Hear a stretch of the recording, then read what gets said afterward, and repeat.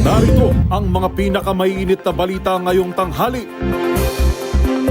Mga deboto ng Nazareno, patuloy ang bagtagsa sa Quirino Grandstand. National Capital Region Police Office, wala namang nakikitang banta sa seguridad. Bilang ng mga Pilipinong walang trabaho, bahagyang bumaba sa 3.2% noong Nobyembre.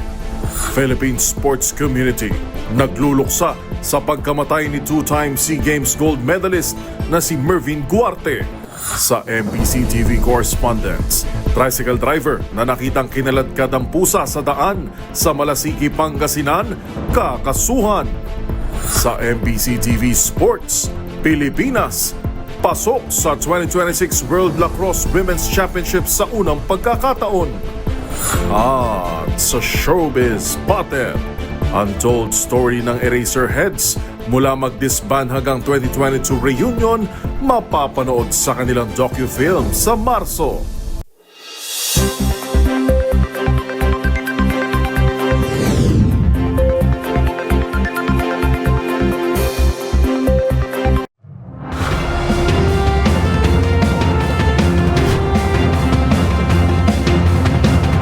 Bawat balita, makabuluhan.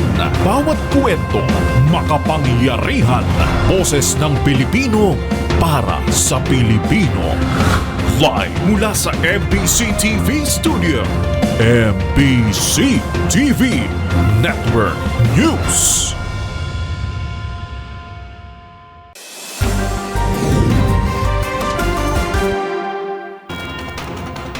Pilipinas, una sa ating mga balita, inararo ng isang pampasaherong bus ang isa pang bus sa bahagi ng EDSA Carousel sa Cubao sa lungsod ng Quezon sa kasagsagan ng rush hour kaninang Miyerkules ng umaga. Maagang nabarahan ang bahagi ng EDSA southbound mula Pitwason Tunnel patungo sa Main Avenue Station ng EDSA Busway. Kwento ng MMDA Traffic Aid na rumisponde sa aksidente, sinadya umanong isampa sa Center Island ng driver ng Earth Star Bus na may plakang 7301 ang kanyang minamaneho. Makaraang maramdaman na wala siyang preno. Pero hindi umakyata ang bus sa konkreto at sa halip binangga ang kaharap na isa pang bus maging ang isang puting SUV na may plakang NGR 7509. Pawang may mga sakay na commuter ang dalawang sangkot na bus pero wala raw malubhang nasugatan. Naabala naman ang iba pang commuter ng EDSA Carousel dahil sa insidente. Nawala ng preno itong bus, tapos bumangga sa Center Island. Pagbangga niya, tumama siya doon sa pangalawang bus. Tumama sa pangalawang bus? Tumama dito sa isang kotse, makulay puti.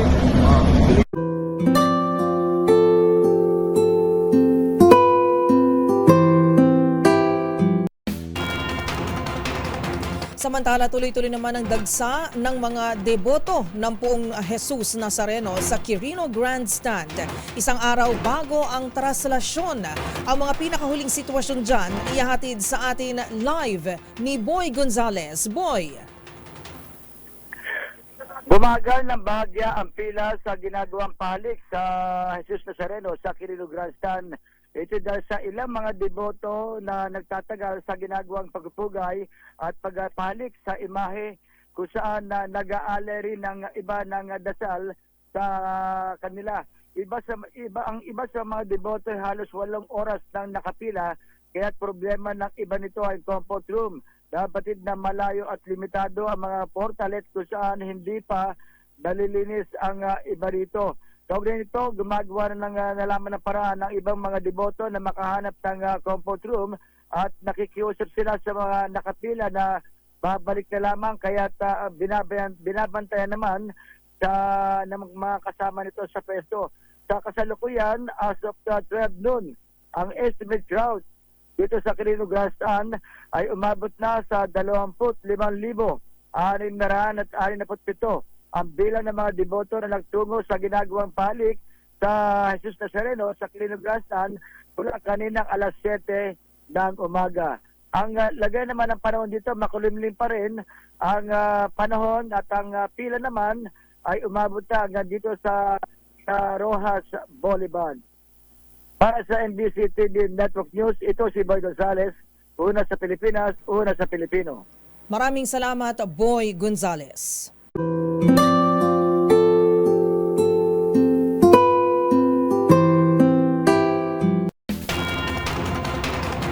Walang nakikitang anumang banta ang National Capital Region Police Office sa Metro Manila isang araw bago ang traslasyon.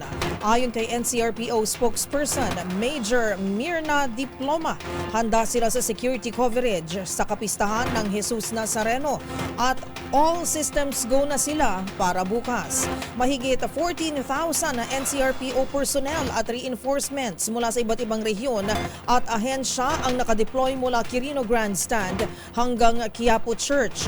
Sabi ni NCRPO Chief Police Brigadier General Anthony Aberin, naging metikuloso ang kanilang security planning at preparasyon upang masigurong maayos at ligtas ang milyong-milyong deboto.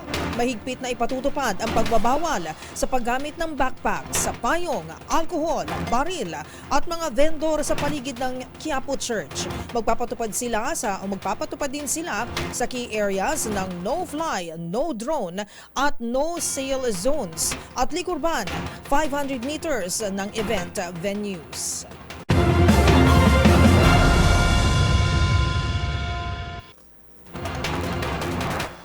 Samantala, masaya naming ibinalita ng Philippine Statistics Authority o PSA ang pagbaba ng unemployment rate ng bansa noong Nobyembre ng nakalipas na taon. Kung ikukumpara sa datos na naitala noong Oktubre, ang mga pinakahuling paggalaw sa ating labor force, alamin sa report ni Kyle Bulyas. Nabawasan ang bilang ng mga Pilipinong walang trabaho para sa buwan ng Nobyembre taong 2024. Ayon sa Philippine Statistics Authority, naitala sa 3.2% ang unemployment rate para sa buwan ng Nobyembre, mas mababa sa 3.9% noong buwan ng Oktubre. Katumbas ito ng 1.66 million na mga Pilipinong walang trabaho. Nasa higit 51 milyong katao naman ang bumubuo sa labor force o ang populasyon ng mga individual na employed at unemployed. Mula sa nabanggit na bilang, 96.8% dito ang kasalukuyang employed o katumbas ng 49.54 million ng mga Pilipinong may trabaho. Samantala, 3.2% naman ang underemployed o may trabaho pero hindi full-time. Mas mababa ito kung ikukumpara sa 12.6% na naitala naman noong buwan ng Oktubre taong 2024. Para sa MBC TV Network News, ito si Kyle Bulyas ng DZRH, una sa Pilipinas, una sa Pilipino.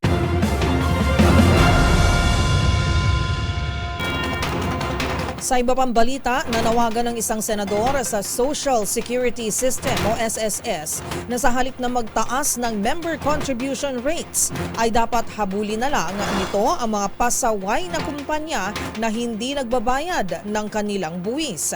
Ang buong detalye tinutukan ni Raymond Dadpaas.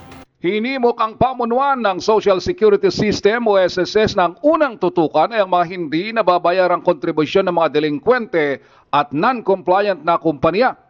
Ayon kay Senate Minority Leader Aquilino Coco Pimentel III, nakababahalang report ng Commission on Audit na 89.1 billion pesos ang hindi nakukolekta ng SSS na kontribusyon mula sa mga delinkwenteng employers.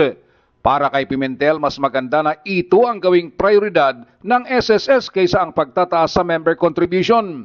Dahil kapag nagtaas ng member contribution ay ang mga naparurusahan ay mga compliant na membro na silang bumabalikat sa lahat. Una nito ay nagpahayag ng suporta si Pimentel sa panawagan ng iba't ibang sektor na suspindihin mo ng implementasyon ng pagtataas sa SSS member contribution. Dahil hindi naman ito mangangahulugan na may dagdag benepisyo ang mga miyembro ng SSS. Maliban pa sa kahilingan na ilahad ang naglalakihang bonus na ibinibigay sa mga opisyal ng SSS at mga miyembro ng board nito. Batay sa Social Security Act of 2018 ay unti-unting itataas ng SSS ang contribution rate. Nagsimula ito sa 12% noong 2019 at magtatapos ngayong 2025 sa 15% contribution rate na paghahatian ng 10% sa employer at 5% sa empleyado. Para sa MBC TV Network News, ito si Raymond Dadpaas ng DZRH, una sa Pilipinas, una sa Pilipino.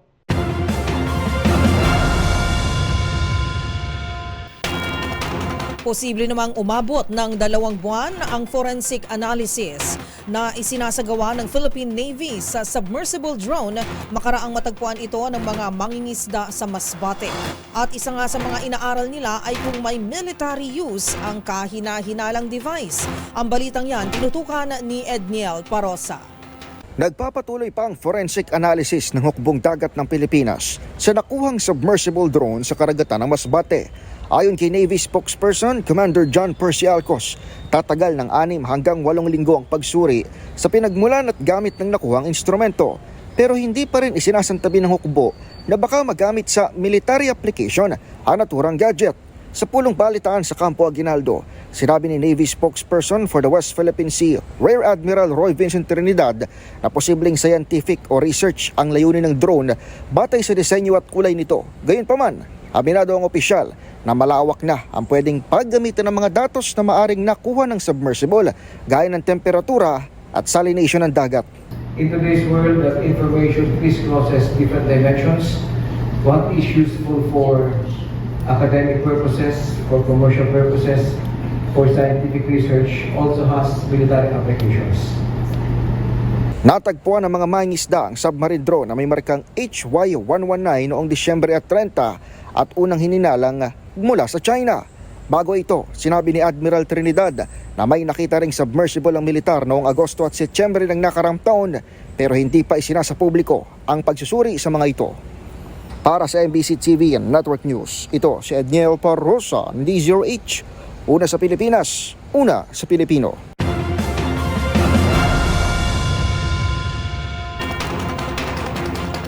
Samantala, tatrabahuin na ng Department of Migrant Workers ang repatriation at reintegration ng mga Pilipinong manggagawang nabigyan ng pardon sa United Arab Emirates. Ayon sa kagawaran, nakahanda itong umalalay sa pag-uwi ng overseas Filipino workers, katuwang ang Embahada ng Pilipinas sa UAE. Tiniyak din ng DMW ang pakikipag-ugnayan nito sa iba pang ahensya ng gobyerno para masiguro ang maayos na paglipat ng kabuhayan at iba pang pangangailangan ng OFWs pag-uwi sa bansa. Hindi bababa sa 220 na Pinoy workers ang nabigyan ng pardon kasabay ng ika-53rd National Day ng Gulf State.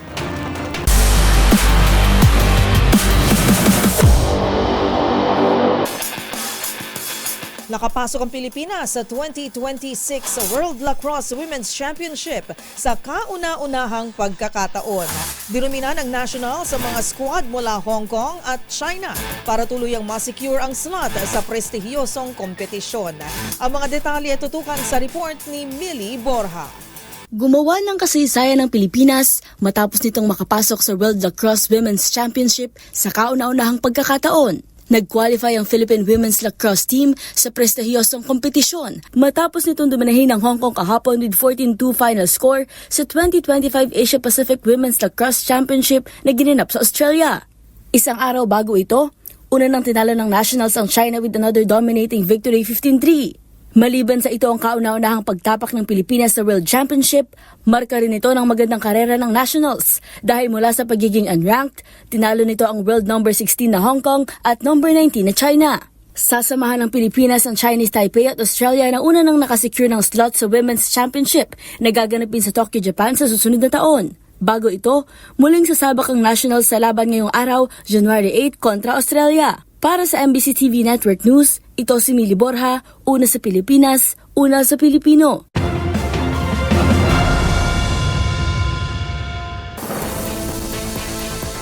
Narito ang mga balitang dapat ninyong abangan.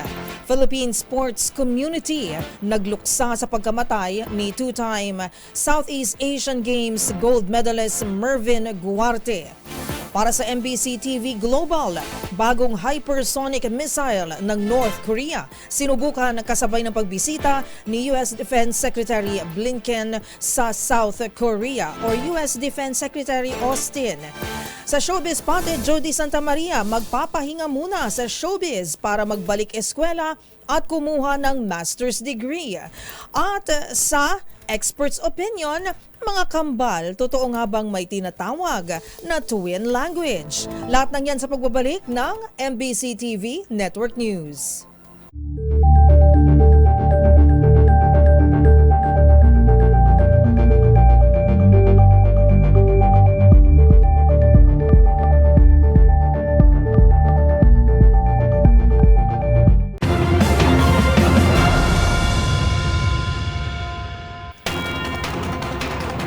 Ipinagluluksa ng Philippine Air Force ang kinahantungan ng SEA Games gold medalist at Airman First Class na si Mervin Guarte.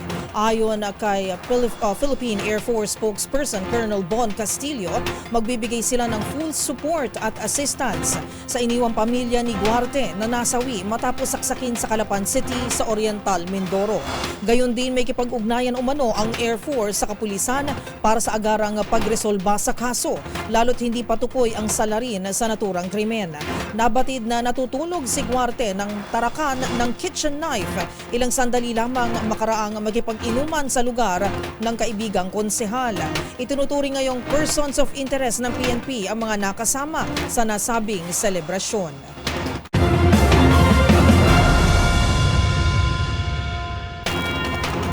Sa kaugnay na balita, nagluluksa ngayon ang buong Philippine sports community sa karumal-dumal na pamamaslang sa two-time Southeast Asian Games gold medalist at obstacle racer na si Mervin Guarte habang ito ay natutulog. Ang mga detalye ibabalita ni Millie Borja. Isang nakalulungkot na balita ang bumalot sa Philippine sports community kahapon. Ang pagkasawi ng two-time Southeast Asian Games gold medalist na si Mervin Guarte. Matapos itong saksakin ng hindi pa nakikilalang suspect habang natutulog ito sa Calapan City, Oriental, Mindoro. Maraming local sports community at mga kapwa nito atleta ang nagluksa at nakiramay. Kabilang na ang kaibigan at national teammate ng namayapang atleta na si Olympic pole vaulter EJ Obiena. Nagpaabot ng pakikiramay si Obiena sa iniwang pamilya ni Guarte at sinabing best itong makasama ang atleta sa isang track. Ganon din ang Olympic marathon runner na si Mary Joy Tabal, kung saan niya inilarawan ng 33-year-old obstacle course racer bilang friend with an honest heart. Nagluksa rin si Southeast Asian Games gold medalist Kyle Antolin sa pagkawala ng kanyang kaibigan na nagturo raw sa kanya kung paano mamuhay ng puno ng saya at pasasalamat. Si Tokyo Olympics bronze medalist Yumi Marshall, labis din ikinalungkot ang pagkawala ng kaibigan sa sports. Maliban sa mga atleta, nagpaabot din ng pakikiramay ang Philippine Sports Commission kay Guarte, gayon din ang Pilipinas Obstacle Sports Federation, maging ang Philippine Air Force, kung saan miyembro si Guarte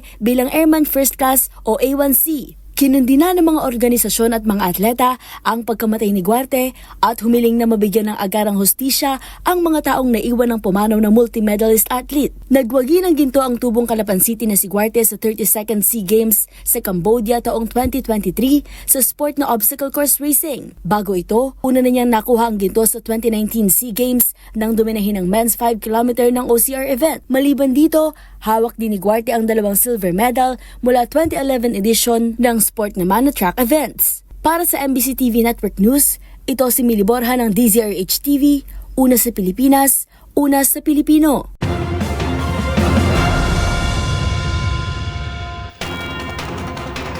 Ipauubaya muna ng Kongreso sa Department of Finance o DOF ang panukalang moratorium sa pagtaas ng buwis sa sigarilyo bago ito tuluyang kumilos. Ayon sa isang kongresista, mahalaga munang makipagpulong at marinig ang panig ng mga maapektuhang stakeholders. Magbabalita si Milky Rigunan.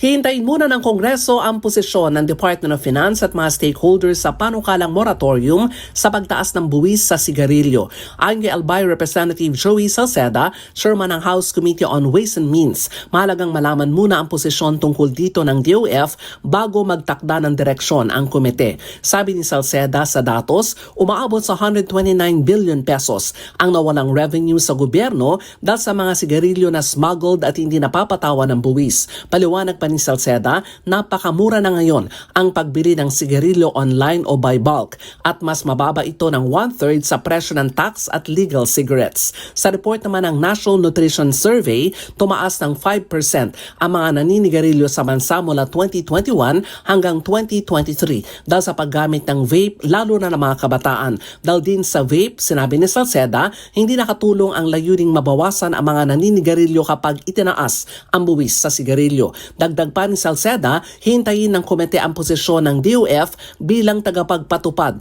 ng tax policy sa bansa bago pag-aralan ang mungkahing moratorium. Para sa MBC TV Network News, ako si Milky Rigunan, una sa Pilipinas, una sa Pilipino.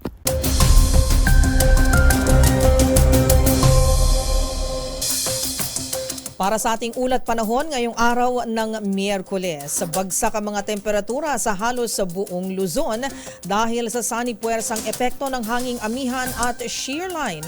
Asahan ng malalakas na buhos ng ulan sa malaking bahagi ng Kabikulan at Palawan, gayon din sa Quezon Province, Marinduque at Romblon, bunsod ng shear line. Amihan naman ang magdadala ng maulap na panahon na sinasamahan ng light to moderate rains sa northern at central Luzon. Para sa mga deboto na makikiisa sa treslasyon bukas, mag-ingat pa rin sa banta ng mahina hanggang sa katamtamang ulan sa bahagi ng Metro Manila. Ayon pa sa Pag-asa, tinatayang magpapatuloy ang mga pag-ulang hatid ng shear line at ang malamig na bugso ng amihan hanggang sa pagpatak ng weekend. Samantala, wala pa rin sama ng panahon na binabantayan ng Weather Bureau sa loob at labas ng ating area of responsibility.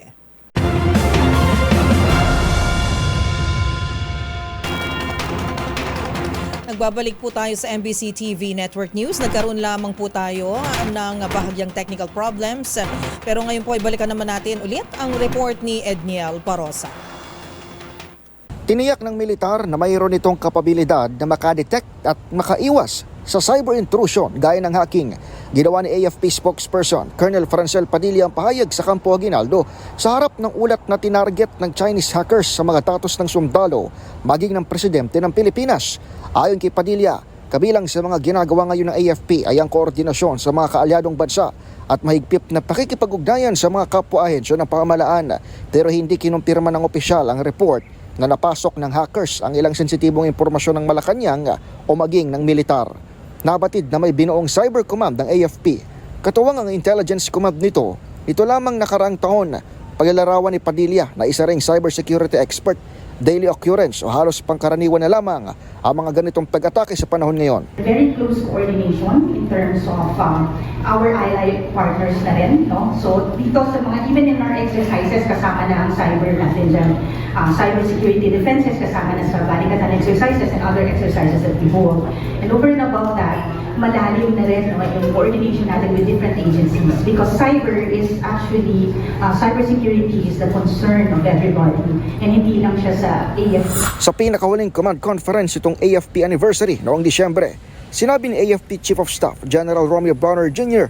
na cyber defense ang pinatututukan sa kanila ni Pangulong Bongbong Marcos. Para sa MBC TV Network News, ito si Edniel Parosa ng D0H. Una sa Pilipinas, una sa Pilipino.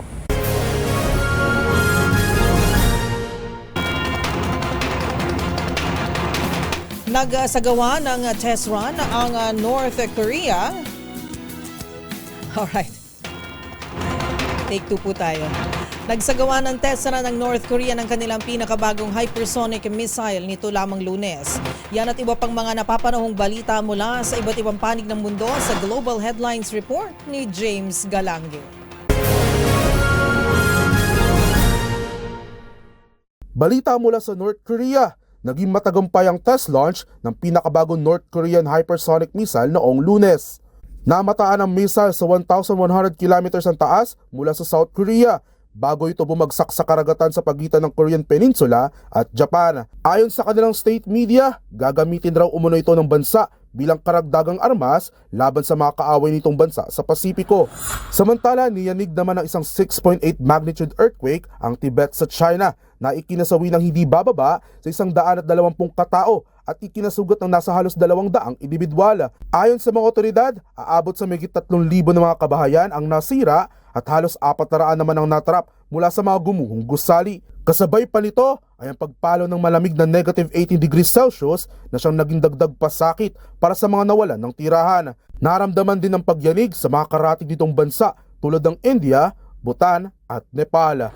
At yan ang mga nakalap nating balita mula sa iba't ibang panig ng mundo. Para sa MBC TV Network News, ito si James Galangue ng DZRH TV, una sa Pilipinas, una sa Pilipino.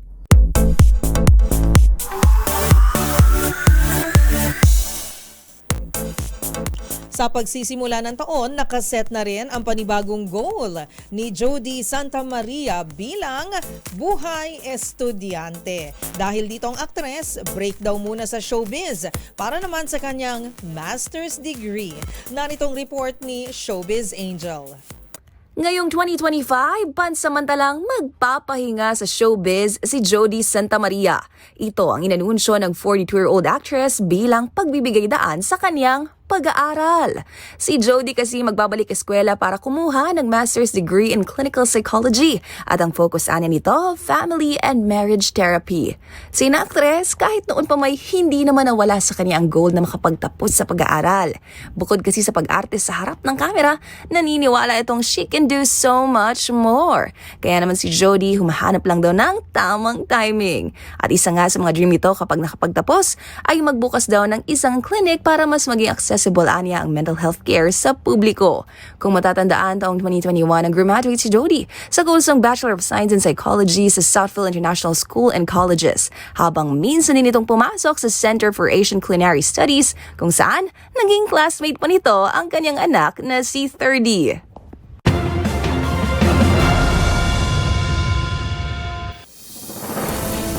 Narito ang mga balitang dapat ninyong abangan. 52 anyos na lalaki, hinihinalang sinaksak sa batok ng katrabaho sa Balanga sa Bataan. Sa MBC TV Sports, ang mga bagong mukha ng Philippine Women's National Futsal Team, sino-sino nga ba? At sa Showbiz Spotted, untold story ng Eraserheads mula mag-disband hanggang 2022 reunion, saan nga ba mapapanood? Lahat ng yan sa pagbabalik ng MBC TV Network News.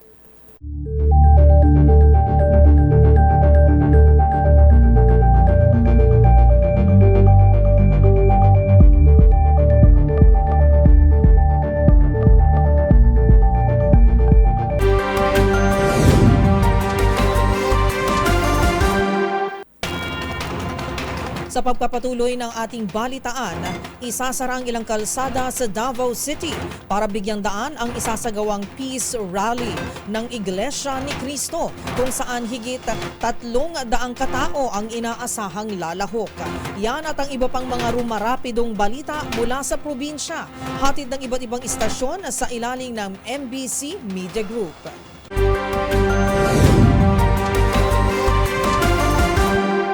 Balita mula sa Davao City. Inaprobahan na ng 20th City Council ang pagsasara ng mga lansangan sa ilang bahagi ng Davao City para sa simultaneous nationwide peace rally ng Iglesia ni Cristo o INC kahapon, Enero 7, 2025. Magkakaroon ng bahagyang pagsasara sa kalsada sa Enero 11 sa San Pedro Street, CM Recto Avenue, Pelayo Street, Iniego Street, Sibango Street, Rizal Street, Bonifacio Street at Palma Hill Street mula alas 9 ng gabi hanggang Enero 12, 2025 alas 4 ng madaling araw, habang sa Enero 13 magkakaroon ng total road closure ng kalsada sa parehong mga kalsada mula alas 8 ng umaga hanggang matapos ang programa. Maliban dito, bahagyang isasara ang Davao City Coastal Road mula Tulit Drive hanggang Bago Aplaya sa Enero 13. Samantala, mahigit 300,000 na miyembro ng INC sa Davao Region at Soc-Sargin ang inaasahang dadalo sa nasabing peace rally. Para sa MBC TV Network News, ito si June Suter. Una sa Pilipinas, una sa Pilipino.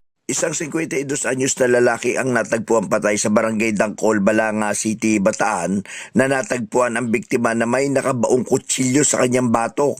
Na nakilala ang biktima na si Joseph Chabin, 52 anyos, walang asawa, residente ng barangay Camarin, Caloocan City. Habang nakilala naman ang tumakas na sospek na si Lexter Magiling Lareda, 23 anyos, residente ng nasabing barangay. Ayon sa paunang investigasyon, ang sospek sa krimen ay kasamahan ng biktima sa trabaho na agad tumakas matapos ang insidente. Patuloy ang ginagawang paghahanap ng mga otoridad sa tumakas na sospek habang isinasagawa pa rin ang mas malalim na investigasyon upang matukoy ang motibo sa likod ng krimen. Hinihikayat ang sinumang maimpormasyon tungkol sa kinaroroonan ng sospek upang ito'y mahuli na makipag-ugnayan lamang sa pulisya. Para sa MBC TV Network News, Danny Kumilang, RH37, una sa Pilipinas, una sa Pilipino. Nag-viral sa social media ang tricycle na may nakataling pusa sa likuran habang tumatakbo sa highway sa Malasiki, Pangasinan. Tricycle driver kakasuhan dahil sa pagkaladkad sa isang pusa na nakatali sa likod ng tricycle habang tumatakbo sa kalsada. Naharap sa kaukulang kaso ang tricycle driver. Sa ulat ni OIC Chief of Police Lieutenant Colonel Francisco Sawadan Jr., kinilala ang tricycle driver na si Siriaco Jun Mendoza, 71 years old, residente ng Barangay Gomis ng nasabing bayan. Ayon sa suspek, nangangalmot daw at nagnanakaw umano ng kanilang pagkain ng pusa, kaya balak niya itong iligaw sa malayo upang hindi na makabalik sa kanilang tahanan. Nagtamo ng mga sugat sa paa at tagiliran ng pusa at sa tulong ng ilang concerned citizens, agad din itong dinala sa Municipal Veterinary Office at ginamot ang pusa na ngayon ay nagpapagaling pa. Samantala, mahaharap sa kasong paglabag sa Republic Act 8485 o The Animal Welfare Act of 1998 ang suspek ayon kay Norman Marquez ng Animal Welfare Advocate na siyang nag-rescue sa pusa. Para sa MBC TV Network News, ito si Freddy Fajardo, RS38, una sa Pilipinas, una sa Pilipino. Umabot naman sa 43 na mga akusado sa iba't ibang iligal na aktibidad ang nahuli ng otoridad dito sa lalawigan ng Northeast Samar mula sa iba't ibang bayan sa isang buwan na operasyon sa buong buwan ng Disyembre sa taong 2024. Ayon sa report ng PNP, 29 ang wanted individuals, 62 ang tinatawag na other criminal offenders, 5 naman ang suspect ng mga drug-related cases at voluntary surrendered at isa dito ang Communist Terrorist Group member. Kabilang dito ang pagkakahuli sa isang wanted sa kasong murder kung saan 34 years na nagtago sa batas bago ito mahuli. Ang pagkakahuli sa top 7 most wanted persons sa kasong rape at homicide na natimbog ng otoridad doon na sa Batangas at ang pagkakahuli naman sa isang membro ng NPA sa kasong multiple murders. 9 na suspect ang dinakip ng kapulisan na humaharap sa kasong rape, 3 naman ang humaharap sa kasong murder at 13 ang other criminal offenders. 2 ang natimbog ng otoridad sa illegal na droga. Ayon sa report ng PNP, nasa 44 individuals naman ang hinuli dahil sa pagkakasangkot nito sa illegal gambling katulad ng tupada at illegal logging. Naitali rin ng PNP ang pagkakasabat sa illegal na mga kahoy dito sa lalawigan ng Northern Samar. Sa kasalukuyan ay mas pa na pinaigting ng kapulisan ang kanilang kampanya laban sa kriminalidad dito sa lalawigan ng Northern Samar. Mula sa MBC Network News, RH34 Jane Galit Bantayan, una sa Pilipinas, una sa Pilipino.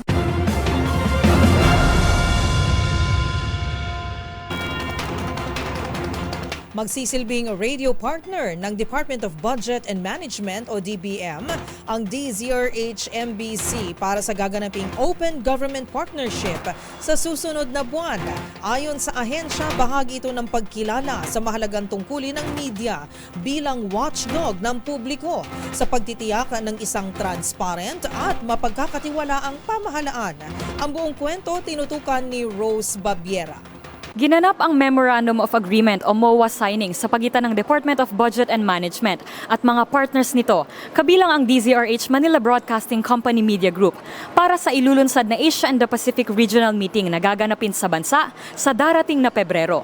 Ang Asia and the Pacific Regional Meeting ang kauna-unahang regional meeting sa ilalim ng Open Government Partnership o OGP agenda simula 2017. Layo nitong palakasin ang konsepto ng transparency at accountability sa gobyerno sa pangunguna ng Department of Budget and Management. The concept aims to enhance the openness of government processes and institutions, making them more accessible and responsive to citizens. Dadaluhan ito ng mga high-level government representative, civil society leaders, policy makers at mga global at regional partners sa rehiyon. Sa ginanap na Memorandum of Agreement o MOA signing, kinilala ni Budget Secretary Amena Pangandaman ang papel ng gobyerno at pribadong sektor, lalo na ng media sa pagsusulong ng open government. Ayon nga kay Undersecretary Wilford Wong, ang media ang nagiging daluyan at tagapaghatid ng tamang impormasyon sa publiko. Gayon din ang boses ng mga tao sa pagpuna sa gobyerno. The general public will be informed about the actions taken by the government and in return able them to give their opinions or feedback to us. Kinatawa naman ni Attorney Rudolph Steve Hularbala ang DZRH Manila Broadcasting Company bilang radio partner ng DBM sa proyektong ito.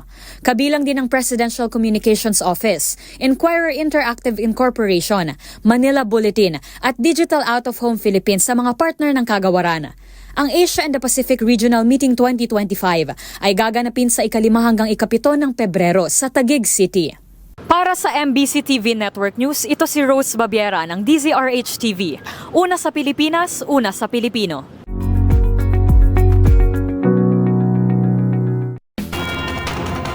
Marami ang patuloy na nabibighani sa hiwaga ng mga kambal o yung twins. Sa hindi kasi may paliwanag na dahilan, may mga bagay sa mundo na tanging mga kambal o twins lamang ang nagkakaintindihan. Gaya na lamang ng tinatawag na shared language ng mga kambal o yung cryptophasia. Ang paliwanag ng eksperto riyan, alamin sa report na ito. Hindi man palaging magkasundo o madalas mang naikukumpara sa isa't isa, may mga bagay sa mundo na mga kambal o twins lang ang nakakaintindi. Isa na nga rito ang konsepto ng twin speak o cryptophasia na tumutukoy sa di umanay shared language sa pagitan ng kambal na hindi naman naiintindihan ng ibang tao. Ayon kay Diane Paul, PhD, Senior Director of Clinical Issues in Speech Language Pathology sa American Speech Language Hearing Association o ASHA, ang teorya ng twin language ay nakabatay sa pundasyon na sabay isinilang ang kambal. Dumaraan anya mga bata sa phase ng speech development kung saan pinapasimple at ina-approximate nila ang mga salitang hindi pa nila kayang bigkasin. Halimbawa nito ay ang proto-word na wawa na tumutukoy sa water o tubig. Ang proto-word ay mga gawa-gawang salita o mga tunog na maaaring tumutukoy sa mga pangmatandang salita. Dito nabubuo ang tila secret language sa pagitan ng kambal lalo't maliban sa ginagaya nila ang kilos ng mga nakatatanda, gayon din ng isa't isa dahil palagi rin silang magkasama. Sa panig naman ni Jamie Van Eco, Associate Director ng ASHA, hindi ito maituturing na bagong language dahil ginagawa lamang nila ang kanilang kakayahan para iparating ang kanilang pangangailangan. Dagdag pa ni Paul, bagamat mas nagiging develop na ang kanilang language skills sa pagtanda, may ibang kambal pa rin daw na pinipiling gamitin pa rin sa isa't isa ang mga kinalakihang proto-words, lalo't isa itong paraan para pangalagaan ang kanilang unique connection bilang mga kambal.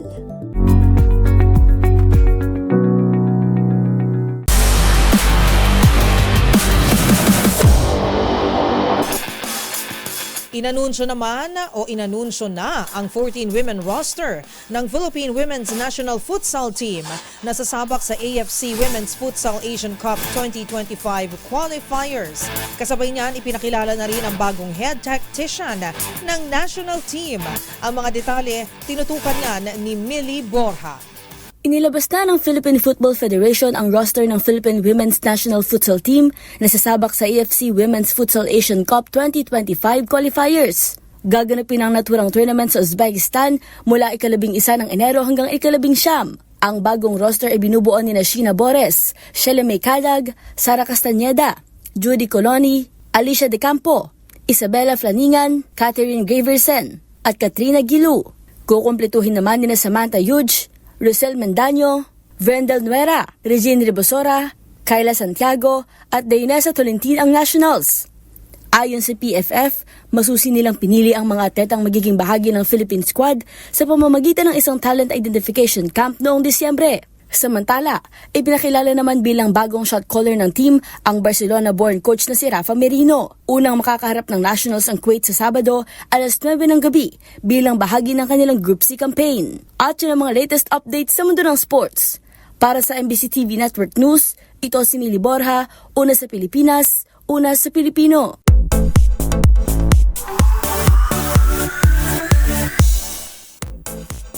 Calling all Eraserheads fans dahil finally may date na ang docu-film ng iconic OPM band. Ang untold story ng E-Heads mula mag-disband hanggang sa kanilang reunion concert masisilayan sa Combo on the Run na ilalabas sa Marso. Narito ang report ni Showbiz Angel. Mula stage, sa big screen naman mapapanood ang legendary OPM band Eraserheads. Hi, we're the Eraserheads, and you're listening to your radio! Yeah! Ang documentary film ng banda na pinamagatang Combo on the Run ipapalabas sa Marso. Iikot ito sa kwento ng kanilang makulay na karera, kanilang pagdidisband, hanggang sa muling pagsasama-sama ni Ellie Buendia, Raymond Marasigan, Buddy Zabala at Marcos Adoro para sa huling El Bimbo reunion concert noong 2022 na dinagsa ng 60,000 fans. Masisilayan daw dito ang untold story behind the curtains ng isa sa mga maituturing na pinakamatagumpay na OPM band of all time. Kung matatandaan, Agosto noong nakaraang taon, binigyang pagkilala ang banda sa Gawad Oblation ng kanilang alma mater ng University of the Philippines para sa kanilang di matatawarang kontribusyon sa mundo ng OPM mula nang mabuo taong 1989. Habang last year lang din, nagbigay ligaya ito sa idinaos na opening ceremony ng UAAP Season 87, hatid ang kanilang timeless hits. Samantala, nakatakdang mapanood sa mga sinihan ang Combo on the Run docu-film ng Eraserheads mula March 21 hanggang March 23. Para sa MBC TV Network News, ito po ang Showbiz Angel ng DZRH TV, una sa Pilipinas, una sa Pilipino.